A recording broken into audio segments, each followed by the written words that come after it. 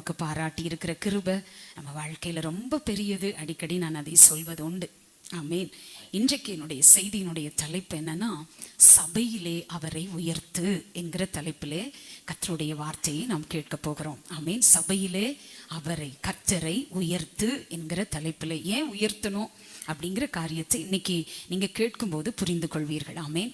பாருங்க, உடைந்து போன பொழுதுகள், வலிப்பதை சொல்ல முடியாத சமயங்கள், வாழ்க்கை முடிந்தது என விரக்தியில் நின்ற நேரங்கள், வாழ வழி இல்லை என விழி மூடி அழுத நேரங்கள், இந்த கடினமான பாதைகள் எப்பொழுதுமே அழகான இடத்திற்கு தான் அழைத்து செல்கிறது. அந்த அழகான இடம் இயேசுவின் பாதம். அல்லேலூயா. எத்தனை பேர் ஆமென் சொல்றீங்க? ஆமென். உடைந்து போன பொழுதுகள், வலிப்பதை சொல்ல முடியாத சமயங்கள், வாழ்க்கை முடிந்தது என விரக்தியில் நின்ற நேரங்கள், வாழ வழி இல்லை என விழிமூடி அழுத நேரங்கள், இந்த கடினமான பாதைகள் எப்பொழுதுமே அழகான இடத்திற்கு அழைத்து செல்கிறது. அந்த அழகான இடம் இயேசுவின் பாதம். ஹல்லேலூயா. ஸோ எந்த இடத்துக்கு வந்திருக்கீங்க? ஒரு அழகான இடத்திற்கு. அந்த அழகான இடத்திற்குள்ள யார் நிற்கிறான்னா, இயேசப்பா நிற்கிறாரு. ஹல்லேலூயா. அந்த அழகான இடம் இயேசுவின் பாதம் என்றே நான் சொல்லுவேன். ஆமென். தேவ பிள்ளையே, வேதத்துல நீங்க படிக்கும் போது சங்கீதம் 107 சங்கீதம் 32 வசனத்தை படிங்களேன். சங்கீதம் 107:32. ஜனங்களின் சபையிலே அவரை உயர்த்தி மூப்பர்களின் சங்கத்திலே அவரை போற்றுவார்களாக. ஆமென். ஜனங்களின் சபையிலே என்ன செய்யணுமா? அவரை உயர்த்தி மூப்பர்களின் சங்கத்திலே அவரை போற்றுவார்களாக அப்படின்னு சொல்லி வேதத்துல படிக்கிறோம். கர்த்தர் நல்லவர். தேவ பிள்ளையே, வேதத்துல பாத்தீங்கன்னா சங்கீத புத்தகம் என்பது தேவனை புகழ்ந்து பாடுகிற ஒரு பாடல்.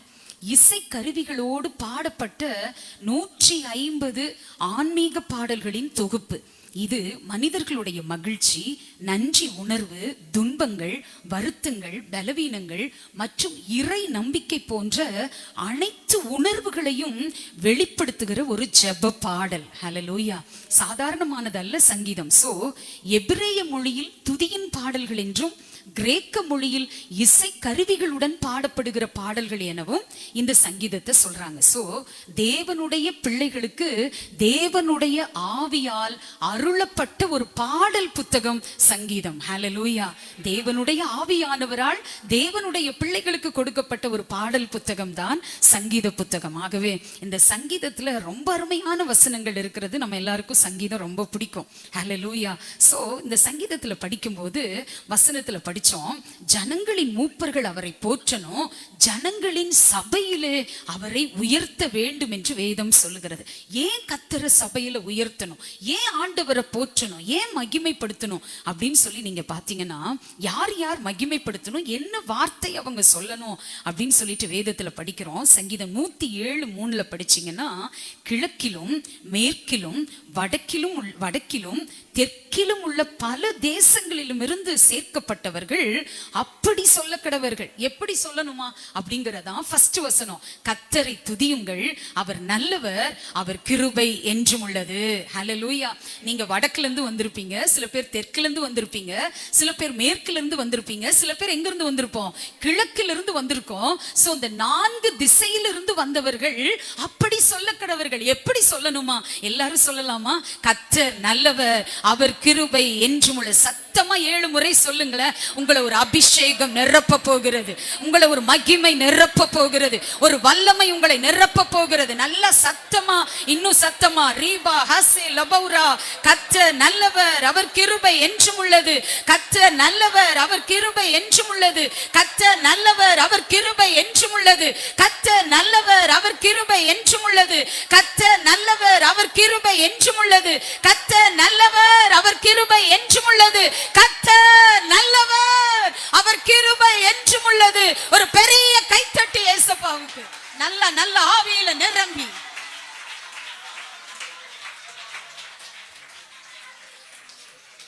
எத்தனை பேர் ஆண்டவருடைய பிரசன்னத்தை உணர்றீங்க? ஏன் அவர் நல்லவர்னு சொல்லணும் தெரியுமா?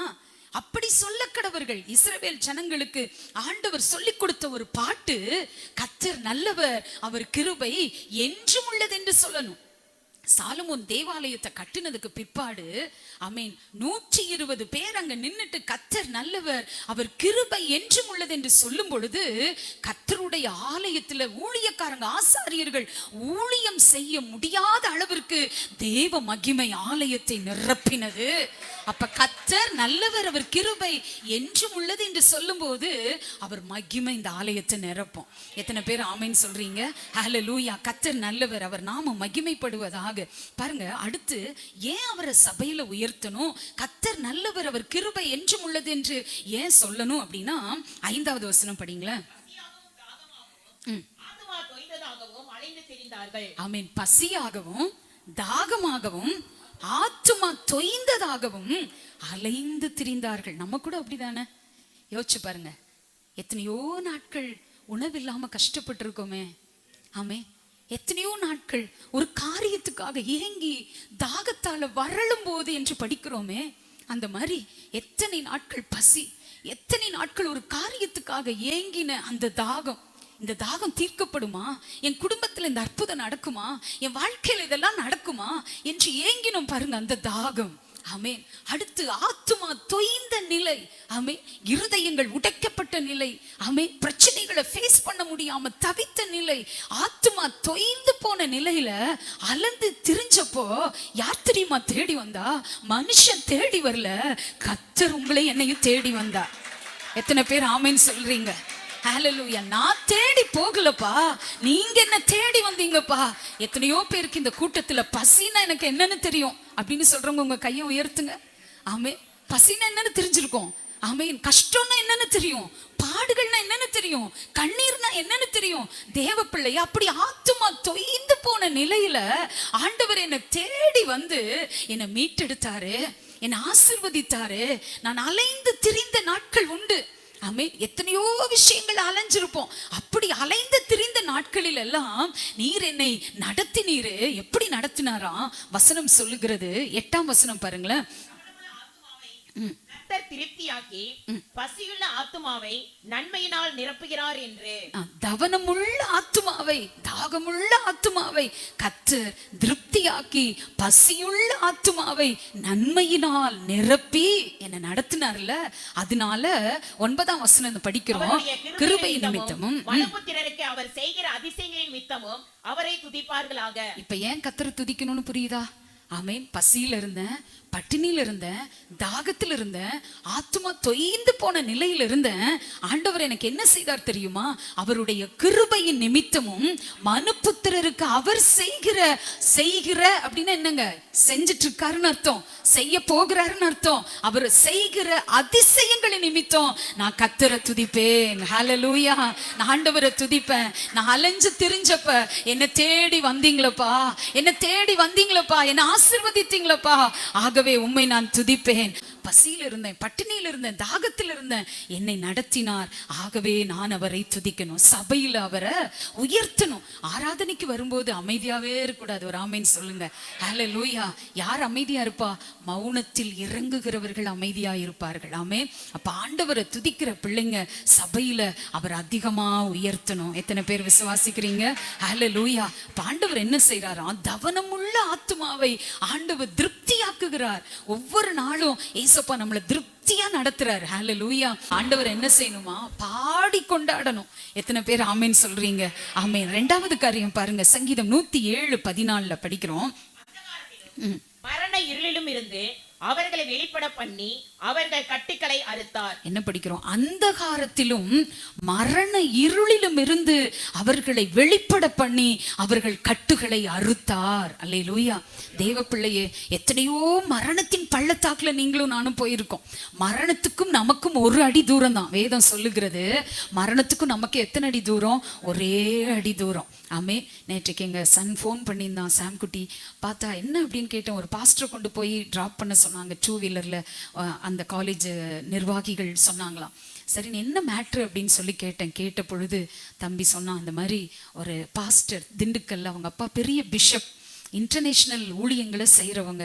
அவங்களுடைய 2வது மகன் இந்த மாதிரி லிவர் கேன்சரால் பாதிக்கப்பட்டு, ஆமீன், இப்போ ஃப்ரைடே தான் தெரிஞ்சுதான் அவர் வந்து 4th ஸ்டேஜில் இருக்காருங்கிறது. ஃப்ரைடே, அதுக்கு முன்னாடி தெரியவே இல்லையா.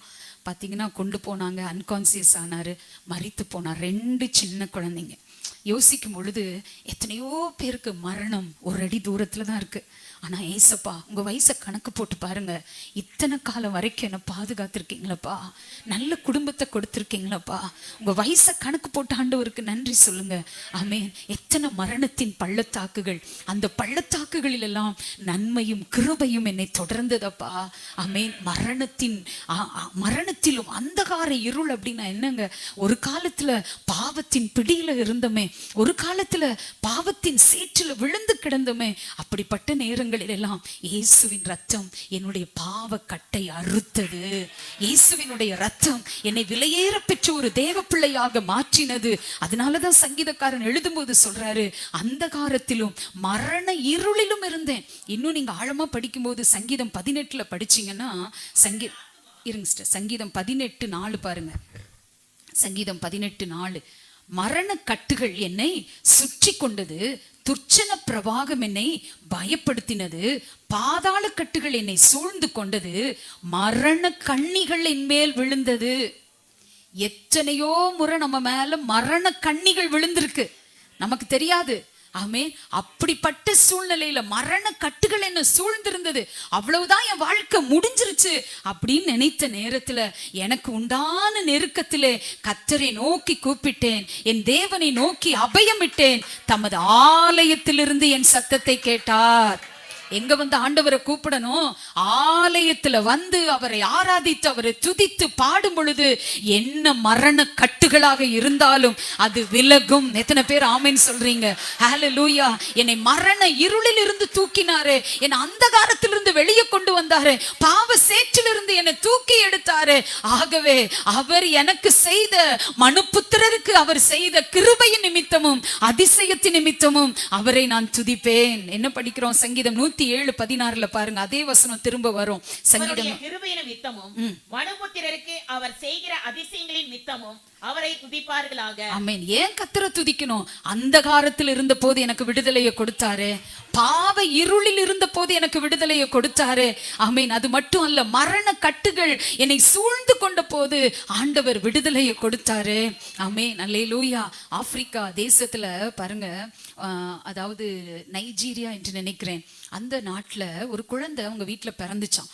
பிறந்த உடனே என்ன பண்ணிட்டாங்க அப்பா அம்மா, இந்த குழந்தை நமக்கு பிரயோஜனம் இல்லை அப்படின்னு சொல்லிட்டு ஒரு வயது ஆகும்போது இந்த குழந்தையினால நமக்கு நிறைய பிரச்சனை வந்துட்டு இருக்கு, இது ஏதோ மந்திரமாட்டிருக்கு, இது பிசாசாட்டிருக்கு இந்த குழந்தை அப்படின்னு பெற்றோர்கள் நினைத்து அந்த குழந்தை என்ன பண்ணிட்டாங்கன்னா தெருவில் விட்டுட்டாங்க.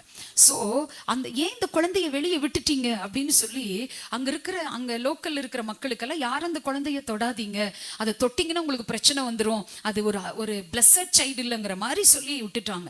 அந்த குழந்தை பசியினாலும் தாகத்தினாலும் தவிக்குது, அது அப்படியே பசிக்கு கச்சி வரைக்குது. யாருமே இரக்கம் பாராட்டல. அப்போ பாத்தீங்கன்னா டென்மார்க் தேசத்துல இருந்து ஒரு ஆண்டவரை அறிந்த ஒரு தேவ பிள்ளை அந்த தேசத்தை பார்ப்பதற்காக அவங்க அங்க வந்தாங்களாம்.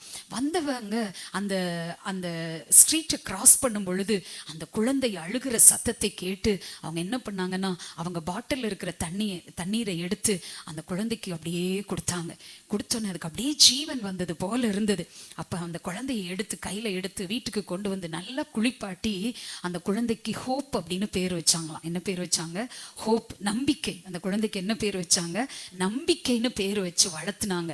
வளர்த்தி அந்த குழந்தையை வளர்த்தி அதுக்கு தேவையான காரியங்களை எல்லாம் செய்து அந்த குழந்தையை வளர்த்தும் பொழுது அந்த குழந்தை உலகத்திலே வச்சு நன்றாக வரைபடம் வரைந்தவர் பிகாசோ அப்படின்னு சொல்லுவாங்க. அவருக்கு அடுத்த ஒரு நல்ல வரைபடம் வரையக்கூடிய ஒரு குழந்தையாய், அது பெரிய சாதனை படைக்கிற குழந்தையாய் அது மாறினதா. எதற்காக இதை சொல்றேன் அப்படின்னா, மரண இருள இருக்கிறவங்களுக்கு ஆண்டவர் வெளிச்சத்தை கொடுக்கிறவர். ஹல்லேலூயா. அந்தகாரத்தில் கிடந்த குழந்தையை எடுப்பதற்கு, ஒரு நம்பிக்கை கொடுப்பதற்கு ஒரு தாயார் அங்க எழும்புனாங்க. அந்த மாதிரி கர்த்தருடைய பிள்ளையை நம்முடைய வாழ்க்கையில இன்னைக்கு ஏன் ஆண்டவரை துதிக்கணும் தெரியுமா? எனக்கு நம்பிக்கை கொடுக்கிறவர் நீங்கப்பா. மரண இருள கிடக்கும் பொழுது எனக்கு நம்பிக்கை கொடுத்தவர் நீங்கப்பா. என் போராட்டத்துல நான் முடிஞ்சு போயிருவேன் நான் நினைத்த போது எனக்கு நம்பிக்கை கொடுத்தவர் நீரப்பா. எத்தனை பேர் ஆமீன் சொல்றீங்க? ஹல்லேலூயா. இன்னைக்கு சாட்சி சொன்ன ஐயாவுடைய சொந்தக்காரர், அந்த ஐயா பேர் லக்காபுரத்துல இருந்து வராங்க. அந்த ஐயாட்ட சோம ஐயா அவங்ககிட்ட கேட்டா சொல்லுவாரு, 1 வருட காலமாக அவர் தற்கொலையின் ஆவியினால் பிடிக்கப்பட்டிருந்தார். ஆமென். அப்ப பாருங்க, அவங்களுக்கு நம்பிக்கையை கொடுக்கறதுக்கு தான் டெல்ஷியாவுடைய அம்மா, நீங்க ஆலயத்துக்கு வந்து பாருங்க, உங்க பிரச்சனை மாறும். ஹல்லேலூயா. ஆமென். 1 வருடம் அவர்னால சரியா வேலைக்கு போக முடியல. கஷ்டங்கள், பயங்கர பாடு அவருடைய சரீரத்திலே, எண்ணங்களிலே. ஐயா போய் அவங்க வீட்டுல என்னைக்கு செபிச்சாங்களோ அன்னைக்கு அந்த மரண இருள் மாறினது. எத்தனை பேர் விசுவாசிக்கிறீங்க? ஹல்லேலூயா. அப்ப மரண இருளில் இருந்து என்னை விடுதலை ஆக்கினபடியினாலே நான் கர்த்தரை துதிப்பேன். அந்தகாரத்திலிருந்து என்னை விடுதலை ஆக்கினது ஒரு அதிசயம். எதுங்க அதிசயம்? பாவத்திலிருந்து வெளியே வந்து பரிசுத்தமாய் வாழ்கிறேனே, இது அதிசயம். ஹல்லேலூயா. ஒழுக்கமான ஒரு வாழ்க்கை வாழ வேண்டும் என்று என் மனசு சிந்திக்கிறதே, இது அதிசயம். ஆமென். வேத நிறைய, அதாவது உலக நடப்புகள், நான் நிறைய விஷயம் பார்ப்பேன். உலக நடப்பு சினிமா பார்க்கறேன்னு யோசிச்சிடாதீங்க. அதாவது இந்த உலகத்துல சில ஆய்வு கட்டுரைகள் எல்லாம் படிப்பேன். படிக்கும் போது என்ன சொல்றாங்க அப்படின்னா, யாரு நிறைய பிரார்த்தனையில இருக்காங்களோ, யாரு நிறைய அதாவது தியானங்கள்ல இருக்கிறாங்களோ, கடவுளுக்கு முக்கியத்துவம் கொடுக்கறாங்களோ, நான் சொல்றேன் கடவுள் என்பதை விட இயேசுவுக்கு முக்கியத்துவம் கொடுக்கறாங்களோ, அவங்க வாழ்க்கையில எல்லாம் மன அழுத்தங்கள் இல்லாமல் நன்றாக வாழுகிறார்கள் என்று பதிவிடப்பட்டிருக்கிறது. ஹல்லேலூயா. ஆமென். காரணம் என்ன தெரியுமா? பிரார்த்தனைகள், ஜெபங்கள், ஆண்டவரை தேடுகிற நேரங்கள், இதெல்லாம் என் வாழ்க்கைக்கு ஆசீர்வாதமாக மாறுகிறது. ஹல்லேலூயா. கர்த்தர் நல்லவர். அப்ப மரண இருளிலும் அந்தகாரத்திலும் இருந்து என்னை வெளியே கொண்டு வந்ததுனால நான் கர்த்தரை துதிப்பேன். எத்தனை பேர் ஆமென் சொல்றீங்க? ஹல்லேலூயா. கரங்களை தட்டி, ஏசப்பா உங்களை நான் துதிக்கிறேன்ப்பா, சபையில உங்களை நான் உயர்த்துவேன்ப்பா. ஹல்லேலூயா. நல்ல ஆவியில நிரம்பி கர்த்தரை துதிங்க பார்க்கலாம். ஓ ஷாபா ரீபா லாகா ரீகமா ராபா. நன்றி நன்றி நன்றி நன்றி. ஹல்லேலூயா. ஆமென். 3வது காரியம் என்னன்னு பாத்தீங்கன்னா, சங்கீதம் 107 சங்கீதம் 20வது வசனம் பாருங்களேன். சங்கீதம் 107:20. வசனத்தை அனுப்பி அவர்களை குணமாக்கி அவர்களை அழிவுக்கு தப்புவிக்கிறார். 3வது காரியம் ஏன் கர்த்தரை துதிக்கணும் அப்படின்னா, அவர் தமது வசனத்தை அனுப்பி அவர்களை குணமாக்கி. ஹல்லேலூயா. ஆமென். வியாதி வந்தவங்களுக்கு தான் தெரியும் வியாதியோட அருமை. நம்ம என்ன சொல்லுவோம்?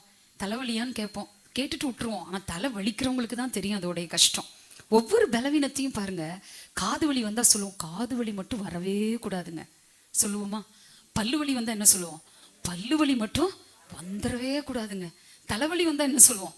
தலைவலி மட்டும் வந்துடவே கூடாதுங்க. வயிற்று வலி வந்தா எல்லாம் வரவே கூடாதுதான். ஆமென். ஆனா நம்ம சொல்லும் போது என்ன சொல்லுவோம்? ஏன்னா அந்த கஷ்டங்களை அனுபவிக்கிறதுனால என்ன சொல்றோம்? அந்த வலி வரவே கூடாது, எதிரிக்கு கூட வரக்கூடாதுன்னு சொல்லுவோம். சோ அப்ப ஆண்டவர், நான் வேதனைப்பட்ட காலங்கள்ல, யோபு ரொம்ப அழகா சொல்றாரு பாருங்க. யோபு 30ஆம் அதிகாரம், அவர் வாழ்க்கையில வந்த பலவீனங்கள்ல அதை எப்படி அவர் எழுதியிருக்கிறாரு பாருங்க. யோபு 30ஆம் அதிகாரம் 15ஆம் வசனம் படிங்க.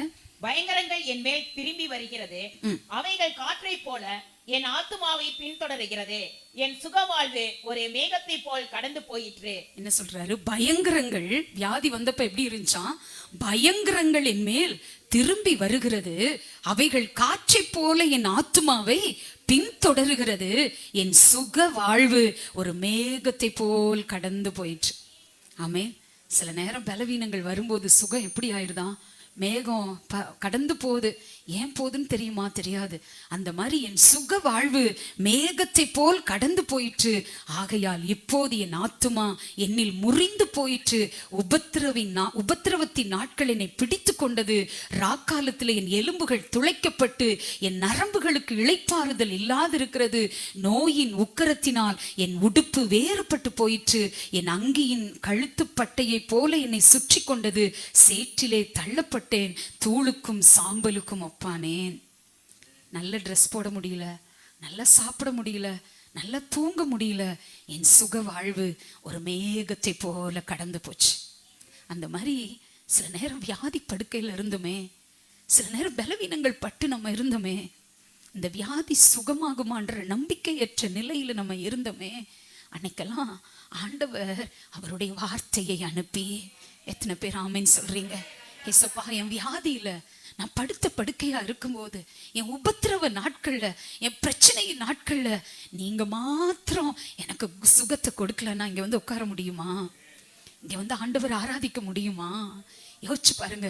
அந்த யோபு சொல்றாரு, ராக்காலத்துல என் எலும்புகள் துளைக்கப்பட்டு என் நரம்புகளுக்கு இளைப்பாறுதல் இல்லாமல் இருந்தது.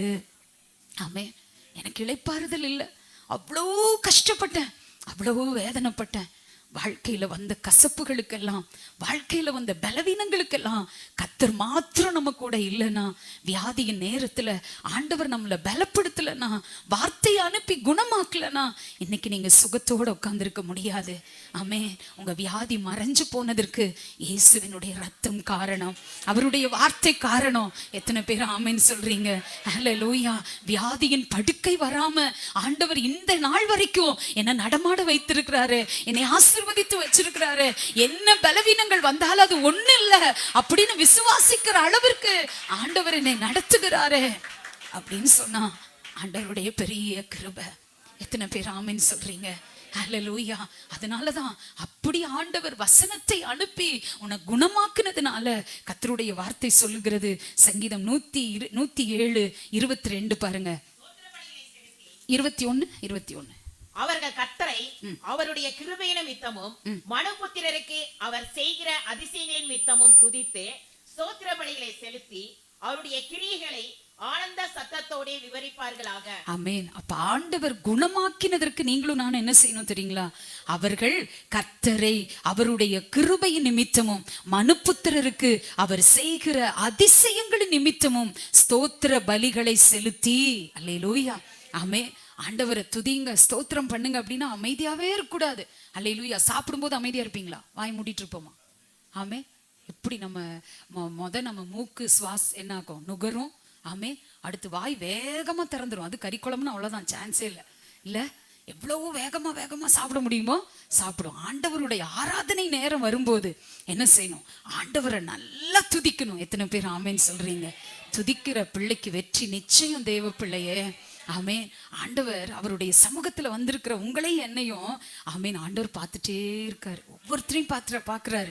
இவங்க எப்படி துதிக்கிறாங்க, இவங்க எப்படி ஆராதிக்கிறாங்க, எப்படி வசனங்களை கேட்கிறாங்க. கேட்கவே அவங்க உள்ளத்துல எந்த அளவுக்கு அபிஷேகம் கிரியை செய்து அப்படின்னு ஆவியானவர் உச்சி கவனித்து கொண்டிருக்கிறார். ஆமேன். அப்ப என்னை அவர் குணமாக்கினபடியினாலே அவரை நான் துதிப்பேன். அல்லேலூயா. அடுத்து படிக்கிறோம் சங்கீதம் 107:31 படிங்களேன்.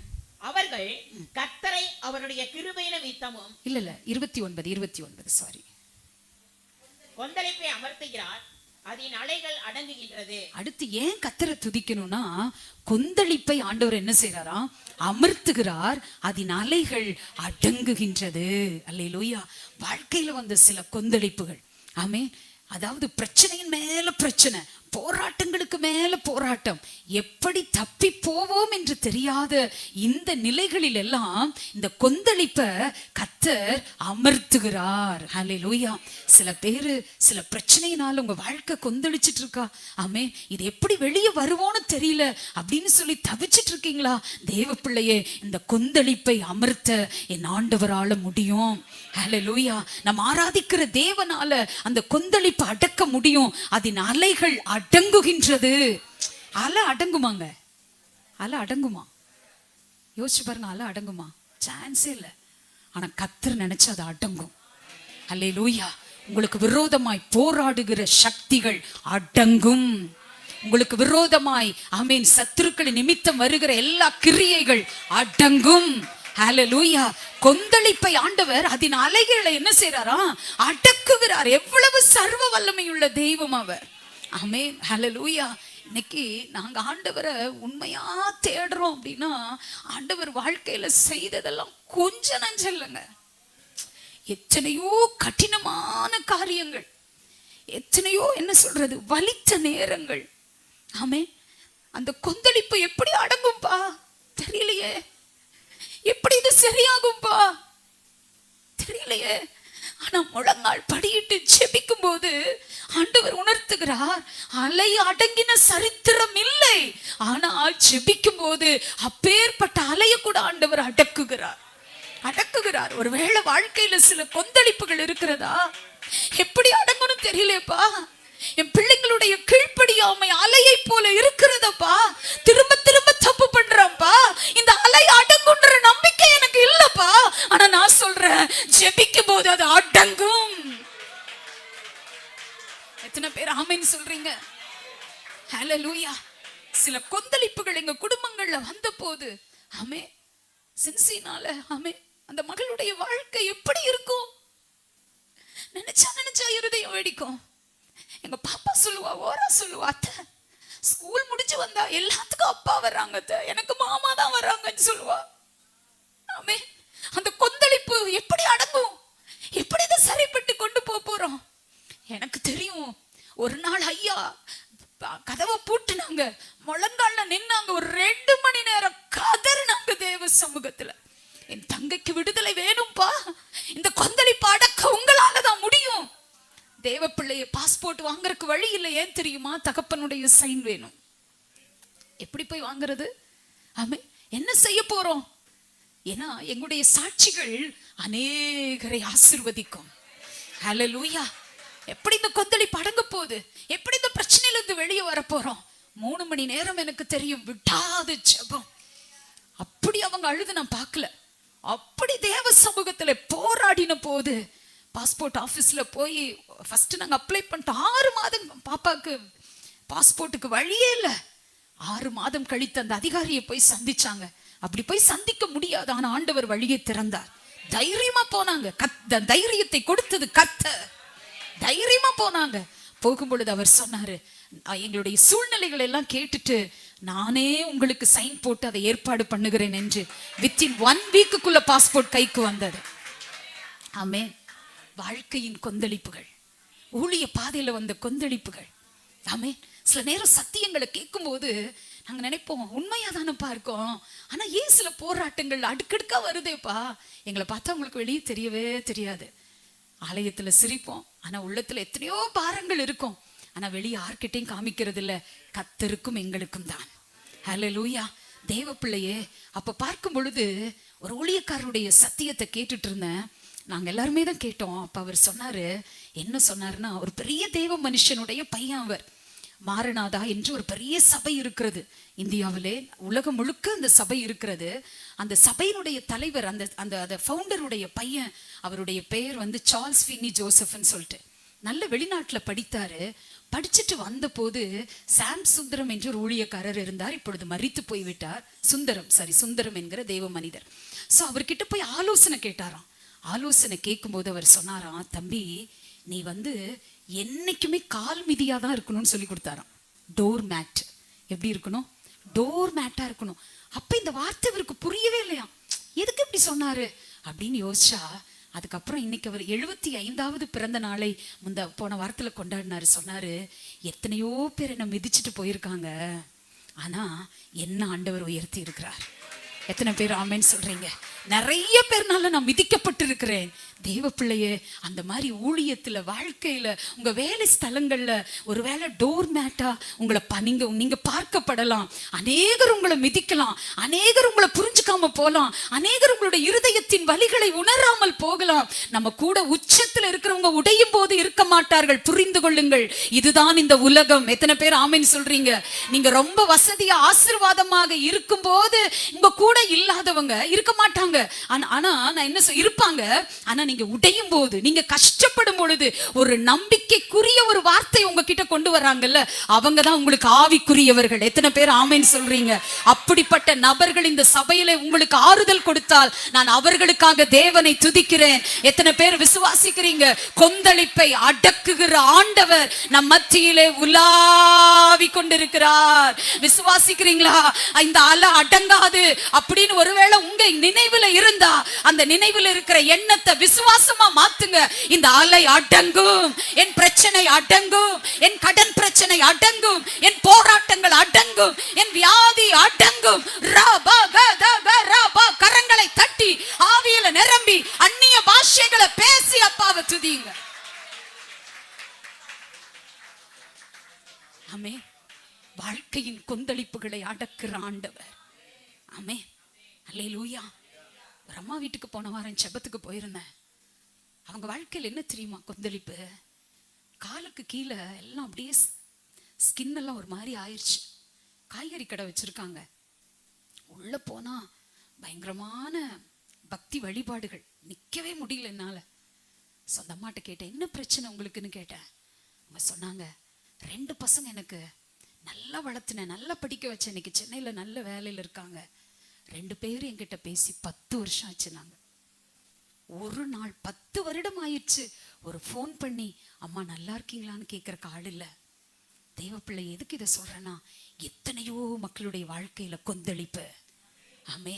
ஆனா ஆண்டவரை தெரிந்த உங்களுக்கு எனக்கும் ஆலயத்துக்குள்ள வந்ததுக்கு அப்புறம் இது அடங்குன்ற ஒரு நம்பிக்கையை ஆண்டவர் கொடுக்கிறாரு.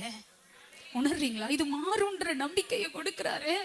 இந்த வியாதி மாறுன்ற நம்பிக்கையை கொடுக்கிறாரு. எங்க வாழ்க்கையும் ஆசீர்வாதமா இருக்குன்ற நம்பிக்கையை ஆண்டவர் கொடுக்கிறாரு. இந்த நம்பிக்கையின் வாசல் தான் ஆலயம்.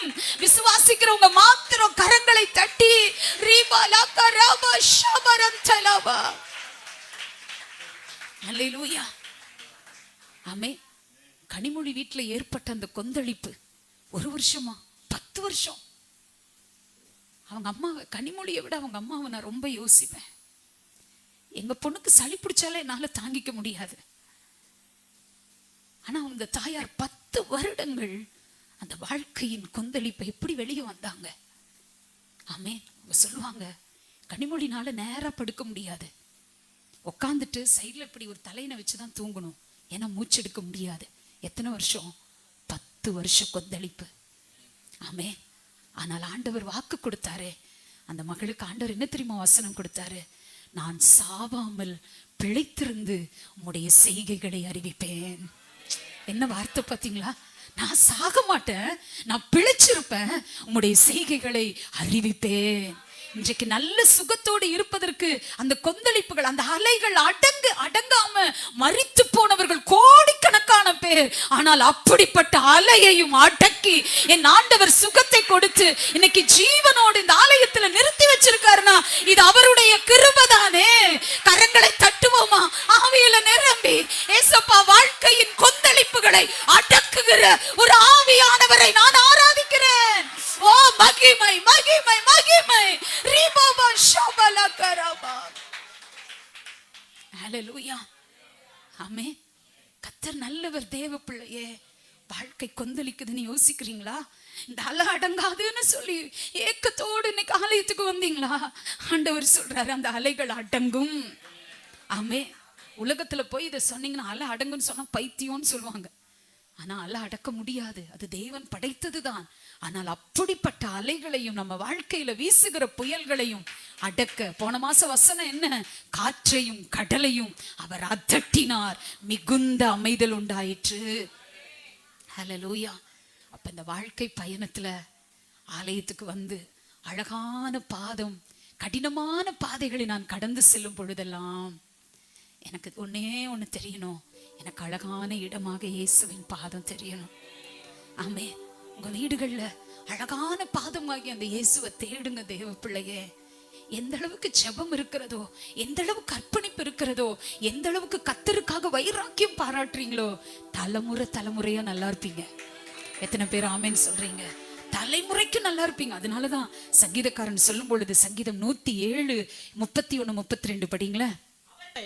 கர்த்தரை அவருடைய கிருபையின் நிமித்தமும் மனுபுத்திரருக்கு 30 படிச்சிருங்க. 30 அமைதல் உண்டானது நிமித்தம் அவர்கள் சந்தோஷப்படுகிறார்கள். தாங்கள் நாடின துறைமுகத்தில் அவர்களை கொண்டு வந்து சேர்க்கிறார். அவர்கள் கர்த்தரை அவருடைய கிருபையின் நிமித்தமும் மனுபுத்திரருக்கு அவர் செய்கிற அதிசயங்களின் நிமித்தமும் துதித்து ஜனங்களின் சபையிலே அவரை உயர்த்தி மூப்பர்களின் சங்கத்திலே அவரை போற்றுவார்களாக. அல்லேலூயா. உங்களுக்கு புரியுதா? கொந்தளிப்பு வந்தது, அலைகள் வந்தது, ஆனால் அமைதல் உண்டானது நிமித்தம் என்ன வந்துச்சு? அமைதல் வந்தது. அதனால அவர்கள் கர்த்தரை அவருடைய கிருபை நிமித்தமும் மனுபுத்திரருக்கு அவர் செய்கிற அதிசயங்களின் நிமித்தமும் துதித்து ஜனங்களின் சபையிலே அவரை உயர்த்தி. ஆண்டவர் உயர்த்தணுமா வேணாமா? ஆமென். எவ்வளோ அற்புதம் நம்ம வாழ்க்கையில செஞ்சிருக்காரு, எவ்வளோ கிருபை பாராட்டி இருக்காரு. தேவ பிள்ளையே, நீங்க ஒரு பஸ்ல போறீங்க, உங்களை உட்காருங்கன்னு யாராவது சீட் கொடுத்தாங்கன்னு அது கிருபை. அல்லேலூயா. ரேஷன் கடைக்கு போறீங்க, போற இடத்துல அம்மா நீங்க ஃபர்ஸ்ட் வாங்கிக்கோங்க அப்படின்னு உங்களை பார்த்து சொல்றாங்கன்னா கிருபை. ஒரு கை கழுவுற இடத்துக்கு போறீங்க, நிக்கிறீங்க, அந்த கை கழுவுற இடத்துல உங்களுக்கு யாராவது தண்ணி எடுத்து கொடுத்தாங்கன்னா கிருபை. அல்லேலூயா. சின்ன சின்ன விஷயங்கள் நம்ம சின்னதாவே பார்க்குறோம். இல்லை, நம்ம வாழ்க்கையில நடந்த ஒவ்வொன்றும் பெருசுங்க. எத்தனை பேர் ஆமேன்னு சொல்றீங்க? அப்ப மனுபுத்திரருக்கு அவர் கர்த்தரை அவருடைய கிருபை நிமித்தமும் மனுபுத்திரருக்கு அவர் செய்கிற அதிசயங்கள் நிமித்தமும் துதிச்சிங்கன்னா அதிசயம் நடக்கும். விசுவாசிக்கிறீங்களா? துதிச்சிங்கன்னா என்ன நடக்கும்? அதிசயம் நடக்கும். கிருபை எந்த அளவுக்கு நம்ம வாழ்க்கையில பெருகுதோ அந்த அளவுக்கு சிங்காசனங்கள் அமைக்கப்படும். சிங்காசனங்கள்னா இப்ப உட்கார்ந்து இருக்கிற சேர் சிங்காசனம் கிடையாது, இது நாற்காலி. சிங்காசனம்னா என்ன தெரியுங்களா? ராஜா உட்கார சீட்டுக்கு பேர் தான் சிங்காசனம். அப்படின்னா என்ன? ஒரு உயர்வு, ஒரு மேன்மையான ஆசீர்வாதம். ஆண்டவர் சொல்றாரு, கிருபையில பெருகுனீங்கன்னா ஆண்டவர் உங்களுக்கு சிங்காசனங்களை அமைத்து கொடுப்பார். எத்தனை பேர் நம்புறீங்க? ஹல்லேலூயா. அப்ப உங்க பிள்ளைகள், நீங்க எல்லாரும் சிங்காசனத்துல உட்கார்ற மாதிரி ஆசீர்வாதமா இருக்கணும். அதைத்தான் கர்த்தர் விரும்புகிறார். ஹல்லேலூயா. கர்த்தரை நான் துதிக்கிறேன். ஏனென்றால் இந்த வசனங்கள் எல்லாம் படிக்கும்போது அப்போஸ்தலர்ல ஒரே ஒரு வார்த்தையை சொல்லி ஒரு சாட்சியை சொல்லி நிறைவு செய்கிறேன். அப்போஸ்தலர் 16ஆம் அதிகாரம். அப்போஸ்தலர், ஒரே நிமிஷம், 16ல அப்போஸ்தலர்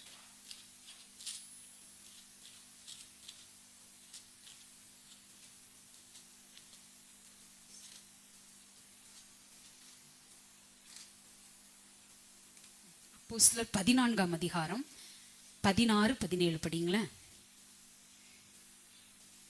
அப்போஸ்தலர் அவர் சகல ஜனங்களையும் தங்கள் தங்கள் வழிகளிலே நடக்க விட்டு இருந்தும் அவர் நன்மை செய்து வந்து வானத்திலிருந்து மலைகளையும் செழிப்புள்ள காலங்களையும் நமக்கு தந்து ஆகாரத்தினாலும் சந்தோஷத்தினாலும் நம்முடைய இருதயங்களை நிரப்பி இவ்விதமாய் அவர் தம்மை குறித்தே சாட்சி விளங்க பண்ணாதிருந்ததில்லை என்றார்கள்.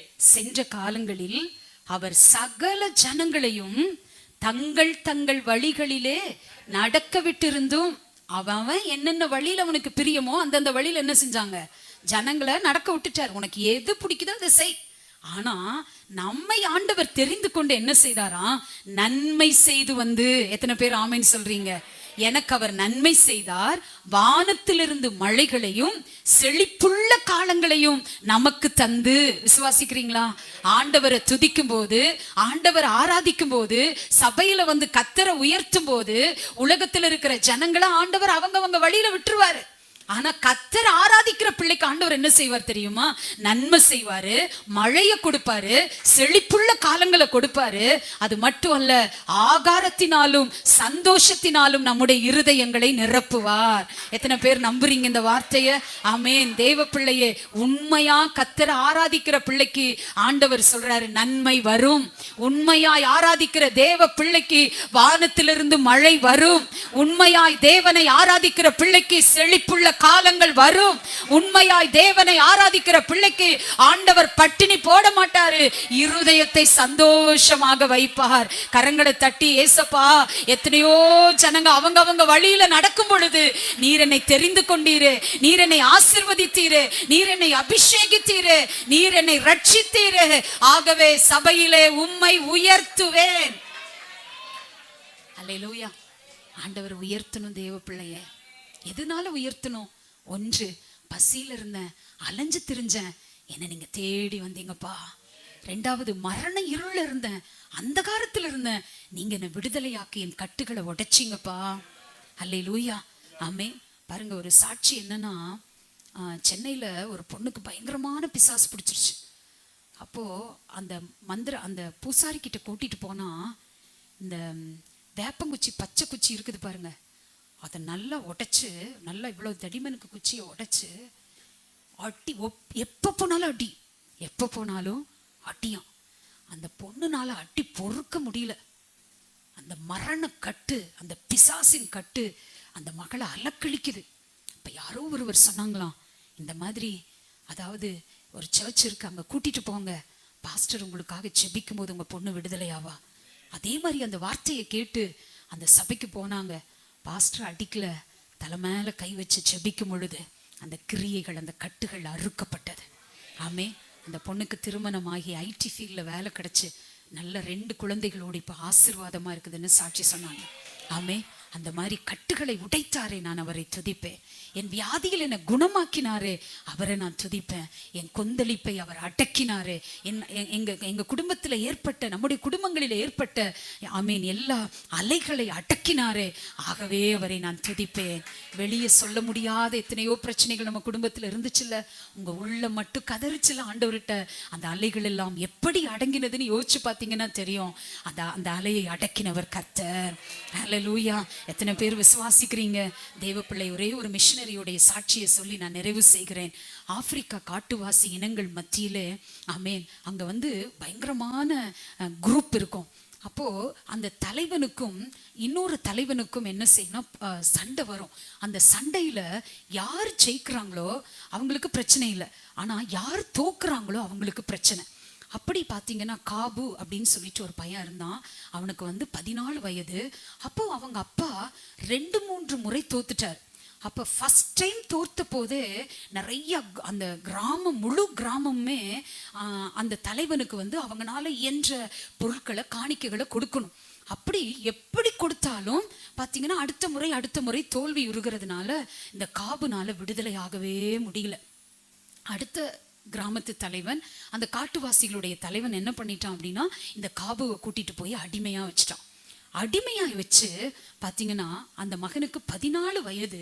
அந்த 14 வயதுல தினமும் அடி விழுகும். 14 வயசு என்ன அடி விழுகும்? தினமும் அடி விழுகும். 1. 2வது, விஷம் நிறைந்த கொடிய முட்களை வச்சு முதுகுல அடிப்பாங்களாம். அடிக்கும் போது என்னாகும் அப்படின்னா அப்படியே ரத்தம் கொட்டுமா. அதை பார்த்து அவன் சந்தோஷப்படுவான்.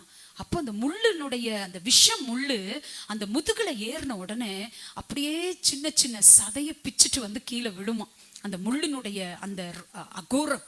அப்ப அப்படியே அந்த சதைகள் கீழே கிடக்கிறத பார்த்துட்டு இந்த தலைவன் சந்தோஷப்படுவானா. 3வது காரியம் பார்த்தீங்கன்னா, வாயில ஏதாவது ஒரு இனிப்பை தடவிடுவாங்களாம். வாயில, அந்த காபுவுடைய வாயில ஏதாவது ஒரு இனிப்பை தடவி சொல்லுவாங்களாம். என்ன பண்ணுவாங்க அப்படின்னா, டைவர் என்று சொல்லப்படுகிற அதாவது சதையை தின்கிற எறும்புகள் அந்த ஆப்பிரிக்க தேசத்துல இருந்துச்சான். அந்த எறும்புகளை அப்படியே முகத்து மேல போடும் பொழுது அப்படியே அந்த ஸ்வீட்டுக்கு என்ன செய்யுமா, அந்த எறும்புகள் எல்லாம் கடிச்சு அப்படியே முகம் குப்புன்னு வீங்கிரும். வலி பொறுக்கவே முடியாது, உட்காரவும் முடியாது, நிற்கவும் முடியாது, தூங்கவும் முடியாது. மணிக்கணக்கா, நாள் கணக்கா, வருடக்கணக்கா அந்த மகனுக்குள்ள பயங்கரமான போராட்டம், பயங்கரமான ஒரு மரண வேதனை. தினந்தோறும் அந்த வேதனைய அவனால சகிக்கவே முடியல. அப்போ அவன் மயக்கம் போட்டு விழுற வரைக்கும் அடிப்பாங்களாம். மயக்கம் போட்டான விட்டுருவாங்க, அந்த மயக்கம் வர வரைக்கும் அடிப்பாங்க. சரியான உணவு கிடையாது. இப்படிப்பட்ட நிலையில் அவங்க என்ன யோசிச்சாங்கன்னா, ஆகவே நம்ம ஜெயிச்சிட்டோம், அவங்க அப்பா தோத்துட்டாரு, கடைசியா அவனை சாகடிக்கணும் அப்படிங்கறக்காக ஒரு பெரிய எறும்பு குழியில அவனை இதோட கழுத்தோட மண்ணை நிரப்பி ஒரு எறும்பு குழிக்குள்ள இறக்கிட்டாங்க. இறக்குன உடனே இந்த பையனால தப்பிக்க முடியல. இரவு நேரம், காடு, பயங்கரமான அடர்ந்த காடு. அந்த காட்டுக்குள்ள அவன் இருக்கிறான். அந்த மரண இருளிலிருந்து வெளியே வர முடியாது. அந்தகாரம், ஒரு பக்கம் ரத்தம் வடியுது, சரீரத்துல பயங்கரமான வேதனை, இதுல இருந்து வெளியே வரவே முடியாது என்று சொல்லி அவன் தவித்து கொண்டு இருந்த பொழுது வானத்திலிருந்து ஒரு மகிமையான ஒளி, ஒரு மகிமையான ஒளி அவனை சந்திக்குது. சொல்லுது, அந்த ஒளி சொல்லுது, அந்த ஒளியிலிருந்து ஒரு சத்தம். என்ன சத்தம்னா, எழும்பி ஓடு, எழும்பி ஓடு. எப்படி எழும்ப முடியும்? யோசிக்கிறான், முயற்சி பண்றான். ஆனா அந்த ஒளியில் இருந்த தேவ வல்லமை அவன் அப்படியே பிடித்து இழுத்தது போல இருந்தது. ஓடுனா அடர்ந்த காட்டுக்குள் ஓடுறான். ஏன்னா அந்த காட்டுக்குள்ள விஷம் நிறைந்த பாம்புகள் இருக்கிறது, சிங்கம் இருக்கிறது, புலி இருக்கிறது, அநேக காட்டு மிருகங்கள் அந்த காட்டுக்குள்ள வாழுகிற இடம். ஆனா ஓடுறான். அந்த வெளிச்சம் அவனுக்கு அப்படியே வழிய காமிச்சிட்டே வருது. அவன் ஓடி வா என்று காண்பித்து கொண்டே வருகிறது. வயசு என்ன தெரியுங்களா? 14 வயசு. அப்ப அவன் ஓடி ஒரு மரப்பொந்துக்குள்ள ஒளிஞ்சுக்கிட்டான். ஏன்னா இருட்டு, ரொம்ப இருட்டு. சோ காலையில எழும்பும் பொழுது அந்த ஒளி மறுபடியும் அவனை வழி நடத்தும் பொழுது அவன் எப்படியோ ஒரு நாட்டுக்கு, லிபேரியா அப்படின்ற ஒரு நாட்டுக்கு வந்து சேர்ந்துட்டாரு. ஓடி ஓடியே வந்து சேர்ந்துட்டாரு. ஒரு எல்லைக்கு வந்துட்டாரு. வந்து ஒரு தோட்டத்துல வேலை கேட்கிறாரு. அப்போ அந்த வேலை அங்க இருக்கிற தோட்டக்காரங்க அவருக்கு வேலை கொடுக்குறாங்க பாருங்க. அந்த வேலைகள்ல அவர் யோசிக்கிறாரு, எனக்கு விடுதலையை கொடுத்தது இயேசு கிறிஸ்து என்பதை உணர்ந்து கொள்ளுகிறார். இப்பேற்பட்ட ஒரு ஒளி என்ன சந்தித்தது, அது இயேசு என்கிற ஒரு செய்தி அவருக்கு தெரிய வருகிறது. கற்றுக் கொடுக்குறாங்க. அங்கிருந்த ஒரு மிஷினரி அவருக்கு கற்றுக் கொடுக்கிறார். அப்பொழுது அவர் யோசிக்கிறாரு, பகலெல்லாம் உழைப்பாரு. உழைச்சிட்டு நேரம் கிடைக்கும் பொழுதெல்லாம் முழங்கால நின்று ஜெபிப்பாரு. ஜெபிக்கும் போது அகீன் அந்த ஒளி அவரை சந்திக்குது. சந்திக்கும் பொழுது அங்க வந்து சொல்றாரு, இவருக்கு என்ன ஆசைனா, 14 வயசுல என்ன ஆசைனா, எப்படி ஆகிலும் அமெரிக்கா போய் படிக்கணும். 1வது போல 2வது போல படிப்பு வாசனையே இல்லை. ஆனா வாஞ்ச என்ன, அமெரிக்கா போய் படிக்கணும். தேவ பிள்ளையே பாருங்க, ஆண்டவரை தேடி வரும்போது ஏசப்பாவை தெரிஞ்சுக்கிட்டதுக்கு அப்புறம் உச்சிதமான எண்ணங்களை ஆண்டவர் நம்ம சிந்தையில விதைக்கிறாரு. எத்தனை பேர் ஆமென் சொல்றீங்க? உயர்வான எண்ணங்களை ஆண்டவர் நம்முடைய உள்ளத்துல பதிய போடுறாரு. ஆலயத்துக்கு வரும் பொழுதுதான் பட்டை தீட்டப்பட்ட வைரங்களாக மாறுகிறோம். ஹல்லேலூயா. இவரை குறித்து சரித்திரம் சொல்லுது, இவரை கருப்பு வைரம்னு சொல்லுவாங்களாம். ஆப்பிரிக்காவின் கருப்பு வைரம், இன்னொன்னு கருப்பு தேவ தூதன் என்று சொல்வார்களாம். 14 வயசுல என்ன வருகிறதுனா, அமெரிக்காவில போய் படிக்கணுங்கிற எண்ணம் வருகிறது. தேவ பிள்ளையே, அப்பொழுது அவர் ஒவ்வொரு வெள்ளிக்கிழமையும், அவர் அன்னைக்குதான் விடுவிக்கப்பட்டார், ஒவ்வொரு வெள்ளிக்கிழமையும் ஜெபிப்பார். அதே மாதிரி தினந்தோறும் அந்த கஷ்டங்கள், அந்த பாடுகள் மத்தியில ஜெபித்து கொண்டே இருப்பார். ஒரு கப்பல்ல போய் கேட்டாரு, இந்த மாதிரி நான் அமெரிக்கால போய் ஸ்டீஃபன் மெரிட் என்கிறவரை நான் சந்திக்கணும், பரிசுத்தாவியானவரை பத்தி அதிகமா நான் தெரிஞ்சுக்கணும். ஆகவே எனக்கு கப்பல்ல இடம் கொடுங்க. யாருங்க கொடுப்பா? ஆனா அங்க இருந்த யாரோ ஒருவர் இவருக்கு இரக்கம் பாராட்டி 6 மாதங்கள் பயணத்துக்கு பிற்பாடு அமெரிக்க தேசத்துல போய் இறங்கினார். 15 வயதுல இறங்கினதுக்கு அப்புறம் அந்த ஸ்டீஃபன் மெரிட் என்பவர் ஆலயத்துக்கு கூட்டிட்டு போனார். சண்டே ஸ்கூல்ல உட்காரும் பொழுது சண்டே ஸ்கூல்ல சொல்லி கொடுத்தாங்க, பவுல் என்கிற ஒரு மனிதன் இருந்தார், அவரை சுற்றிலும் கர்த்தருடைய ஒளி பிரகாசித்தது என்று சொன்ன உடனே ஆவியில நிரம்பி சொன்னாரு, அதே ஒளிதான் என்னையும் சந்தித்தது, அதே ஒளிதான் இந்த அமெரிக்க தேசத்திற்கு என்னை கொண்டு வந்தது என்று சொல்லும் பொழுது சண்டே ஸ்கூல்ல இருந்த அநேக சிறுவர்கள் பரிசுத்த ஆவியால் நிரப்பப்பட்டார்கள். ஹல்லேலூயா. கர்த்தர் பயன்படுத்த ஆரம்பித்தார். எங்கெங்கு தன் சாட்சியை பகிர்ந்து கொண்டாரோ அங்கெங்கெல்லாம் கர்த்தருடைய மகிமை அவர் மூலமாக வெளிப்பட்டது. ஆமென். 16 வயது ஆகும்போது மெரிட் கிட்ட போய் சொன்னாரு, அங்கிள் நான் வந்து ஞானஸ்நானம் எடுக்கணும். இன்னைக்கு 40 வயசானாலும் அந்த புத்தி வரமாட்டேன். ஆமென். யோசிச்சு பாருங்க, 16 வயசுல என்ன வந்தது, நான் ஞானஸ்நானம் எடுக்கணும். அப்ப ஞானஸ்நானம் எடுத்த அந்த ஸ்டீஃபன் மெரிட் என்கிற அவர் பெரிய ஒரு மெதடிஸ்ட் சபையினுடைய போதகர், அவர் சொன்னார், உனக்கு சாமுவேல் மோரிஸ் என்று சொல்லி பெயர் வைக்கிறோம் என்று பெயர் வச்சாங்க. நடந்தது என்ன தெரியுமா, ஒரு நாள் கூட மிஸ் பண்ணாம அநேகருக்கு ஆண்டவரை பற்றி அறிவித்தார். தன் சாட்சியை சொல்ல சொல்ல அநேகர் தொடப்பட்டாங்க. 15 வயதுல பார்த்தாங்க, அங்க இருக்கிற ஒரு அம்மா அவருக்கு இங்கிலீஷ் கற்றுக் கொடுத்தாங்க, எழுத படிக்க கற்றுக் கொடுத்தாங்க. அமெரிக்காவுல அந்த யூனிவர்சிட்டியில போய் இவரை போய் சேர்த்தும் பொழுது அந்த டெய்லர் என்று சொல்லப்படுகிற யூனிவர்சிட்டி இவரை அன்பாக ஏற்றுக்கொண்டு அந்த கல்லூரியில் இவரை அப்பாயிண்ட் பண்ணினது. ஆமீன். படிக்கிறதுக்கு சீட்டு கிடைச்சது. படிச்சாருங்க. எப்ப தெரியுமா? ஆமீன். 20 வயசு வரைக்கும் படிச்சாரு. ஆனா சுவிசேஷ ஊழியத்தை விடல. கர்த்தர் தனக்காக வைத்திருந்த திட்டங்களை புரிந்து கொண்டு செயல்பட்டார். 21 வயது ஆகும் பொழுது ஆமீன், நிமோனியா என்று சொல்லப்படுகிற வியாதி வந்து மரித்து போனார். அவருடைய மரண ஆராதனையில, அவருடைய அடக்க ஆராதனையில அதுல வந்த அநேக லட்சக்கணக்கான மாணவர்கள் அந்த சாட்சி நிமித்தம் தொடப்பட்டு லட்சக்கணக்கான பேர் ஆப்பிரிக்கா தேசத்திற்கு சென்று சுவிசேஷம் சொல்லி கர்த்தருக்குள் அநேகரை நடத்தினார்கள். தேவ பிள்ளையே, எதுக்கு கர்த்தரை துதிக்கணும்? மரணத்தின் அந்தகாரம், வெளியே வர முடியாது என்கிற சூழ்நிலை இருந்தாலும் என் தேவனால விடுவிக்க முடியும் என்பதற்கு இதெல்லாம் உயிருள்ள சாட்சிகள். ஆமே. உன் பிரச்சனையிலிருந்து, உங்க போராட்டங்கள் இருந்து, வியாதிகள் இருந்து, கடன்கள் இருந்து உங்களை விடுதலையாக்க ஆண்டவரால முடியும். ஆண்டவரை துதிக்க நீங்க ரெடியான்னு மட்டும் யோசிச்சு முடிவெடுங்க. கர்த்தர் நாம மாத்திரம் மகிமைப்படுவதாக. ஆமென்.